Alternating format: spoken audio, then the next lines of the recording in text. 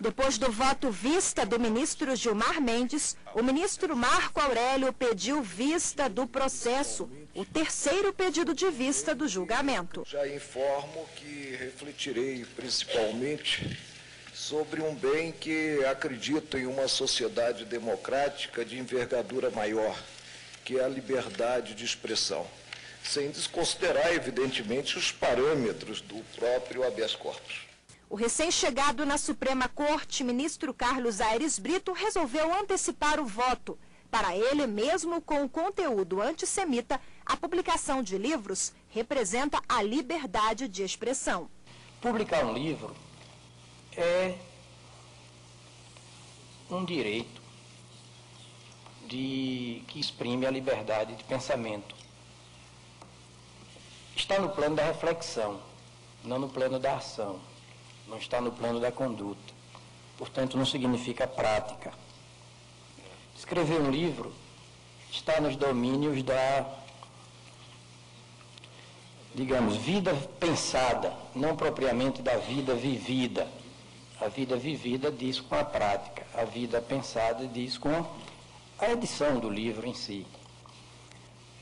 Assim pensando, eu estou tentando conciliar os dois princípios, o da vedação do preconceito e o princípio da liberdade de pensamento. Eu também, como todos aqui, certamente, e o eminente ministro Marco Aurélio acabou de dizer, eu prezo muito o princípio da liberdade de pensamento. Me lembro de que, quando era adolescente, 18, 19 anos, fiz um poema que começa dizendo assim: a liberdade de expressão é a maior expressão da liberdade. Então, eu me inclinaria, na discussão desse caso, por uma interpretação mais generosa do princípio da liberdade de pensamento.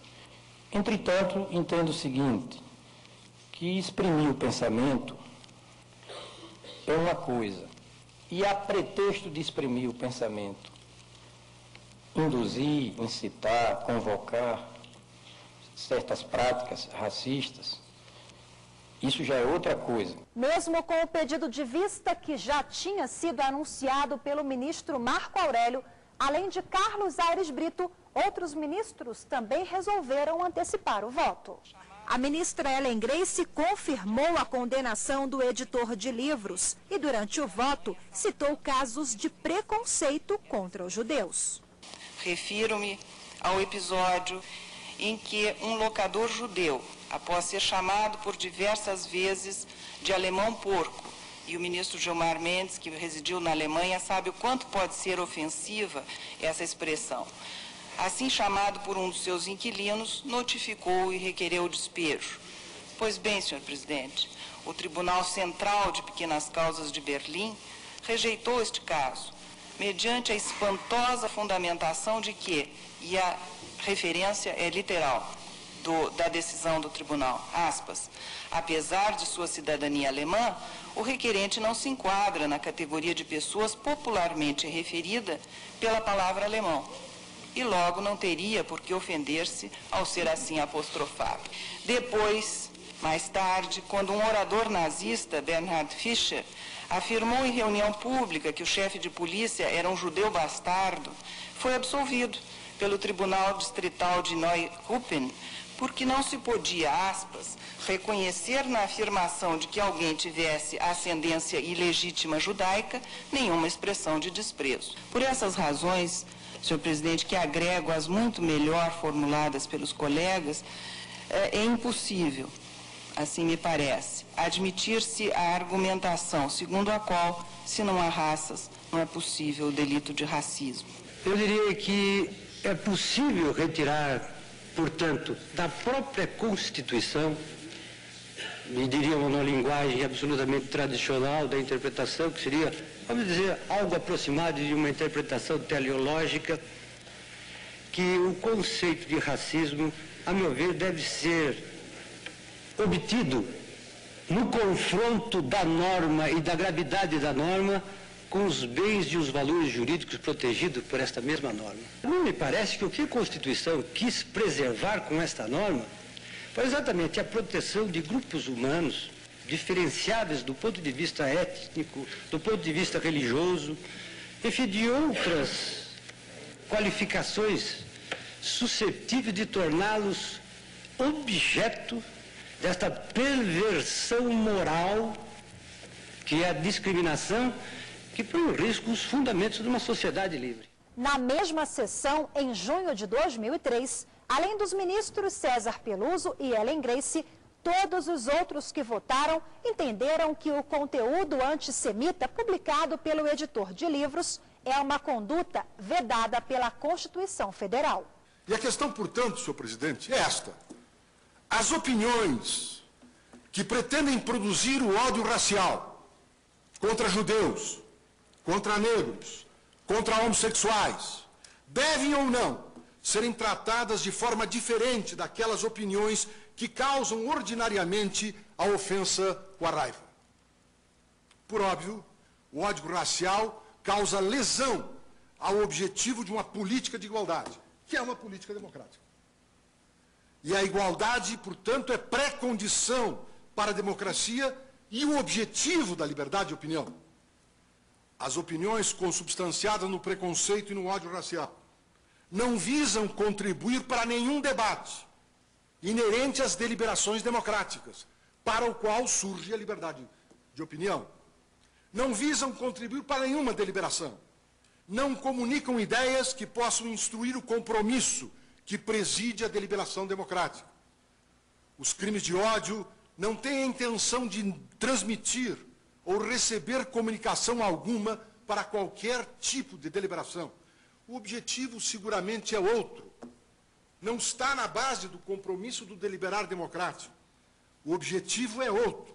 Querem, isto sim, impor condutas anti-igualitárias, de extermínio, de ódio e de linchamento. Eu, convictamente entendendo que este tribunal está exatamente no exercício de saber do que se trata e contextualiza a liberdade de opinião para que ela não seja o apanágio de qualquer desgraça que o futuro possa trazer no retorno de bandeiras que o século XX desonrou. Vale relembrar o que disse com exemplar propriedade o eminente ministro Celso de Mello no voto que proferiu. Os postulados da igualdade e da dignidade pessoal dos seres humanos constituem limitações externas à liberdade de expressão, que não pode e não deve ser exercida com o propósito subalterno de veicular práticas criminosas, tendentes a fomentar e a estimular situações de intolerância e de ódio público.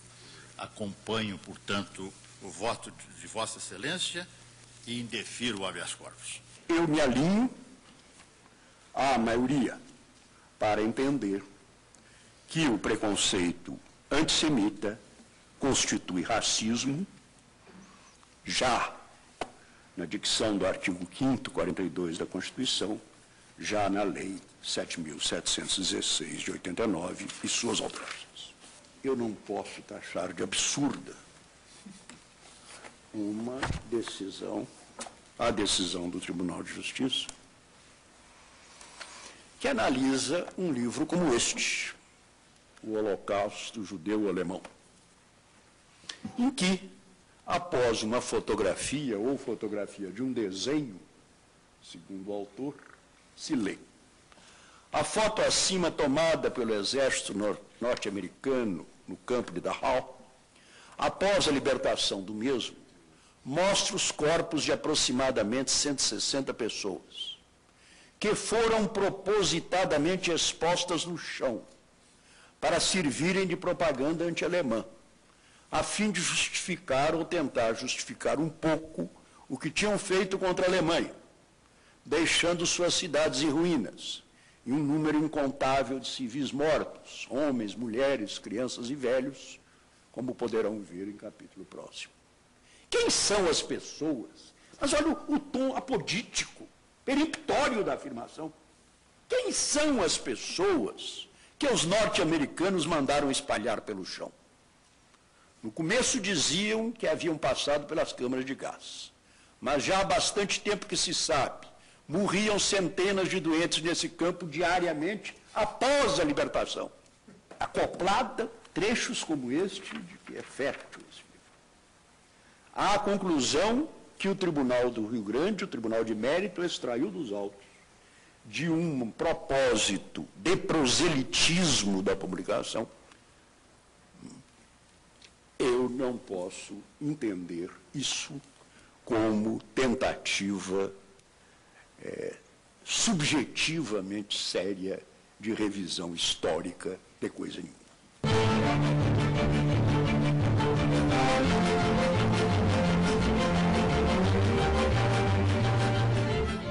Em setembro de 2003, na última sessão em que o plenário analisou o processo, o ministro Marco Aurélio votou pela concessão do habeas corpus em favor do editor de livros.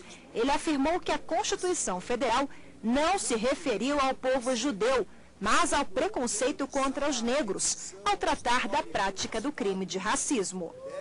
Que a hipótese deste habeas fosse uma manifestação jocosa, cuja intenção objetivasse apenas agredir o povo judeu, a glosa poderia ocorrer, sem, no entanto, se proclamar o cometimento do crime de racismo. Mas já que o livro do paciente procurou realizar a revisão histórica dos fatos, deve-se proteger a liberdade de manifestação do pensamento. O sofrimento que o povo judeu vivenciou nos campos de concentração, as humilhações de terem sido segregados, a quantidade de vítimas fulminadas, de valores desperdiçados em nome da fúria assassina de Hitler e de uma pretensão de superioridade descabida, são fatos inegáveis e que jamais serão esquecidos pela humanidade. Mas não são os campos de extermínio que estão em julgamento neste habeas. Nem mesmo a doutrina nazista ou o pensamento da supremacia da raça iraniana. O que está em jogo é a possibilidade de o paciente manifestar o ponto de vista próprio e alheio, por meio de livro, ainda que de forma não condizente com o pensamento que se espera do homem médio, da sociedade diante de fatos elucidados. Por maioria de 7-3, o plenário negou o recurso, vencidos os ministros Moreira Alves, Marco Aurélio e Carlos Aires Brito. No próximo bloco, você acompanha a repercussão da mais alta corte do país, que manteve a condenação pelo crime de racismo a práticas discriminatórias. O Grande Julgamentos do STF apresenta hoje a decisão de 2003, onde, por maioria de votos, o plenário do Supremo decidiu manter a condenação pelo crime de racismo a um editor de livros que publicou obras com ideias antissemitas.